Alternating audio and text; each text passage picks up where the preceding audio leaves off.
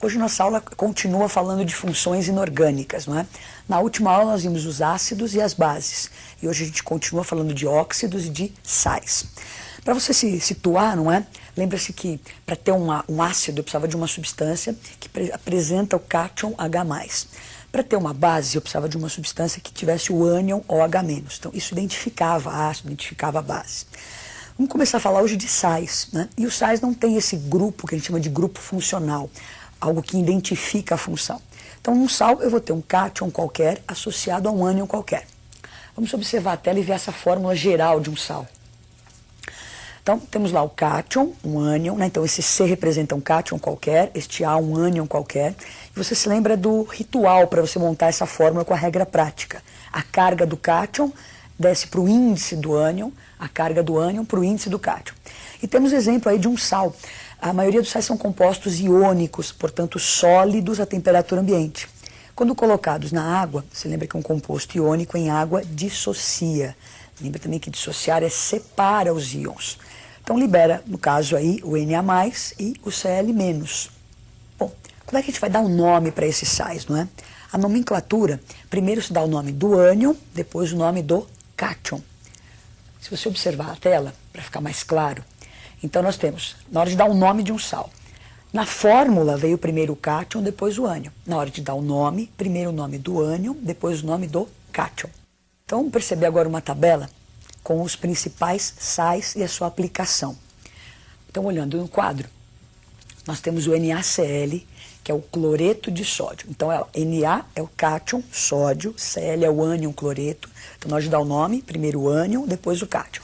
Cloreto de sódio é o nosso sal de cozinha. Lembra que antigamente era usado como conservante, você salgava a carne para conservá-la, não é? E também é usado numa solução com água, como soro fisiológico para limpar lentes de contato. Carbonato de cálcio, que é o próximo, CaCO3, né? Então o cálcio é o cátion, CO3 é o ânion carbonato. Então carbonato de cálcio. É conhecido como calcário. Você pode acrescentá-lo ao solo para diminuir a acidez do solo. Esse carbonato de cálcio é o que entra na constituição de estalagmites, estalactites em cavernas, nas conchas, não é? NaHCO3 é o bicarbonato de sódio. Então Na, o cátion, e HCO3 é o ânion bicarbonato. Esse sal, bastante conhecido aí, não é? Você coloca no extintor de incêndio, ele também está presente no aquele fermento, não é? Para você colocar no seu bolo e o bolo crescer, maravilhoso. O próximo, CaSO4, que é o sulfato de cálcio. CaSO4, ele biidratado, você vê na tela, não é? É o gesso. Então, para você, hoje em dia se faz parede de gesso, divisória de gesso, quando você quebra o seu braço, não é? Moldes, estátuas. E por fim, o NaNO3, que é o nitrato de sódio, conhecido como salitre do Chile. O Chile tem uma grande jazidas desse sal, exporta, ele entra na fabricação de fertilizantes, de adubos. Bom, então nós demos uma pincelada aí no que são os sais. Então, compostos, onde eu tenho um cátion qualquer, um ânion qualquer. E você viu alguns dos principais sais e a sua aplicação. Nossa próxima função eram os óxidos. E esses óxidos são compostos binários. Bom, binários, dois elementos. Onde o oxigênio vai estar presente e tem que ser o elemento mais eletronegativo. Então, se você observar a tela, nós vamos ver o seguinte. Então, óxidos, binário, ó, dois elementos. Então, um elemento qualquer ligado ao oxigênio. Como eu disse na definição, o oxigênio tem que ser o elemento mais eletronegativo. Então, esse elemento E, ele pode ser qualquer um, menos o flúor, porque o flúor é mais eletronegativo que o oxigênio. Então, esse elemento E, ele pode ser um metal, vai formar óxidos iônicos, normalmente sólidos. Quando esse elemento E é um não metal, vai formar compostos covalentes, normalmente gasosos. Bom, então nós vamos ver agora os principais óxidos. E eles são bastante importantes, né? O oxigênio é um elemento muito abundante e muito reativo. Então você vê que a gente tem óxido de quase tudo, de metais, de não metais, então uma variedade muito grande. Então esses óxidos de metais que são sólidos, normalmente a gente encontra eles no solo, como alguns minérios, hematita, bauxita, não é? E esses óxidos gasosos feitos de não metal estão no ar, gás carbônico, óxido de enxofre. Então vamos dar uma olhadinha no quadro, nas principais óxidos importantes que você deve conhecer. Então como você observa, estão aí os óxidos de metais. Então CaO, óxido de cálcio. Então primeiro o ânion, que é óxido, depois o nome do cátion, que é o cálcio. Óxido de cálcio é conhecido como cal viva ou cal virgem. Fe2O3, então lembra da regrinha de para montar a fórmula, né? Cátion de 1, a carga do cátion vai para o índice do ânion, a carga do ânion no índice do cátion. Então esse ferro que está aí é o ferro 3. Nós temos dois tipos de ferro, o ferro 2 e o 3. Então na hora de dar o nome para esse aí, óxido de ferro 3, indicando o tipo de ferro que eu usei em algarismos romanos. Esse óxido de ferro 3 é o principal constituinte da hematita, que é o minério de ferro. A L2O3, óxido de alumínio, é um dos principais constituintes da bauxita, né? Óxido, minério de alumínio. Na sequência, você vê aí na tela os óxidos de não metais. Então, esses óxidos são gasosos, não é? Estão presentes no ar. Quando você queima qualquer combustível de origem fóssil, como gasolina, carvão, eles têm carbono e têm como impureza o enxofre. Então, na hora da combustão, há a liberação desses gases no escapamento do seu carro. Esses gases, daqui a pouco nós vamos ver a reação que eles sofrem com a água, formando a chuva ácida. Então, o SO3, trióxido de enxofre. Então, usualmente, quando se tem não metais, para se dar o nome, usam-se esses prefixos, não é? Então, esse tri indica lá o índice 3. Então, trióxido de enxofre, dióxido de enxofre, monóxido de carbono, que é tóxico, e o dióxido de carbono, que é liberado na nossa respiração, não é? Então, nós vimos os principais óxidos. Nós vamos ter uma próxima aula em que nós vamos fazer as reações que envolvam ácidos, bases e sais. Agora, na sequência dos óxidos, nós vamos já classificar esses óxidos e ver o tipo de reação que eles fazem. Então, os óxidos, nós estamos estudando eles à parte. Então, ácidos, bases e sais, nós vamos estudar reações deles daqui a pouquinho. Então, nós vamos continuar falando de óxidos, classificando e vendo o tipo de reação que eles fazem. Então, vamos olhar para o quadro. Então, óxidos ácidos, né? Quem eu considero um óxido ácido? Se você olhar os exemplos, eu tenho o dióxido de carbono, né, o gás carbônico, e o trióxido de enxofre. São óxidos de não metais. Então, normalmente, óxidos ácidos são óxidos de não metal. Ao reagirem com a água, vão formar ácido, por isso são chamados de óxidos ácidos. Então, lembre que nós comentamos que esses gases são liberados do escapamento do seu carro. Com a água da chuva, dão origem a uma solução diluída de ácido, que é o que a gente chama de chuva ácida. Na sequência, você vê também que esses óxidos ácidos, eles podem reagir com uma base, já que eles têm caráter ácido.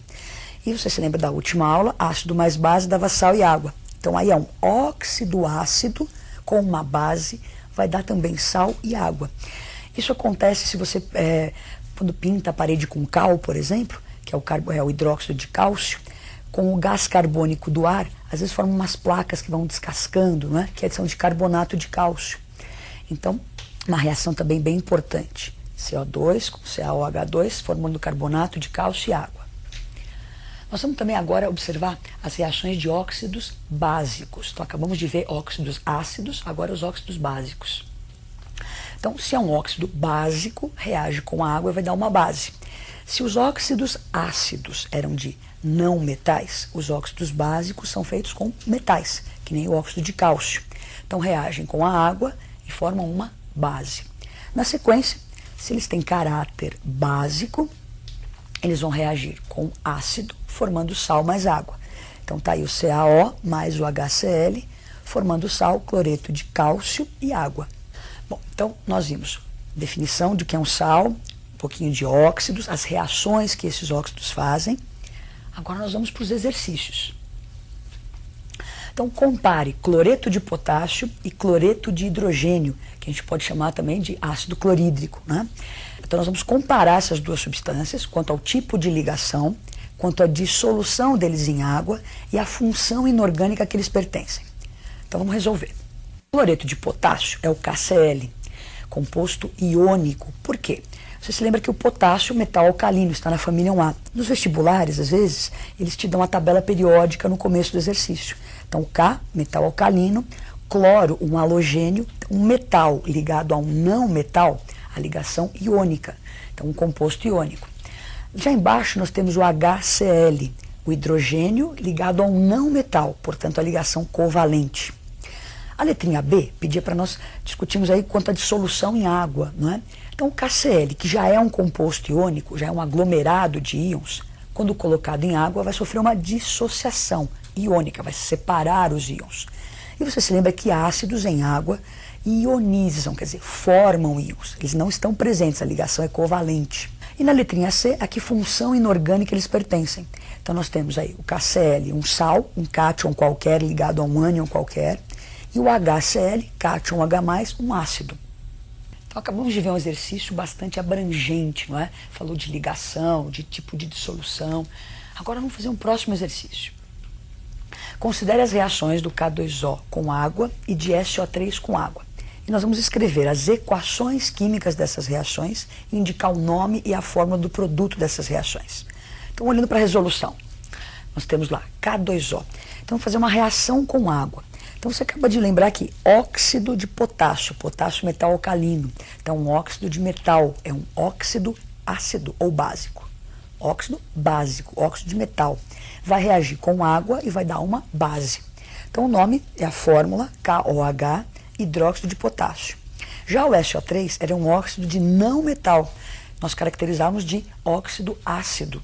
Reage com a água e forma um ácido. Então, ácido sulfúrico, o nome do H2SO4. Então, um exercício simples, mas que envolve essas reações com óxidos, que são importantes, né? Óxidos ácidos e óxidos básicos com água. Principalmente essas reações você deve se lembrar. Vamos fazer mais um exercício. A respiração de um astronauta numa nave espacial causa o aumento da concentração do dióxido de carbono na cabine. Esse dióxido de carbono, que é o CO2, não é? É continuamente eliminado através da reação química com um reagente apropriado. Qual dos reagentes a seguir é o mais indicado para retirar o dióxido de carbono da atmosfera da cabine? Então vamos ver as alternativas desse teste. Eu tenho gás carbônico, não é? Então eu podia remover esse gás carbônico com ácido sulfúrico, com hidróxido de lítio, ácido acético, água destilada ou fenol. Se você perceber na resolução, o dióxido de carbono que ele se refere no exercício é o CO2, que é um óxido ácido. Sendo um óxido ácido, para neutralizá-lo, eu precisaria de um óxido ou de alguma substância de caráter básico. Então, nas alternativas, a única substância que tem caráter básico é o hidróxido de lítio. Então, letrinha B. Bom, então hoje nós vimos os sais, os seus mais importantes, a sua aplicação, os óxidos, os mais importantes, a sua aplicação, reações com óxidos, principalmente com a água, fiquem atentos, não é? E, na sequência, nós vamos ver as reações, nas próximas aulas, as reações de ácidos, bases e sais. Então, até a próxima.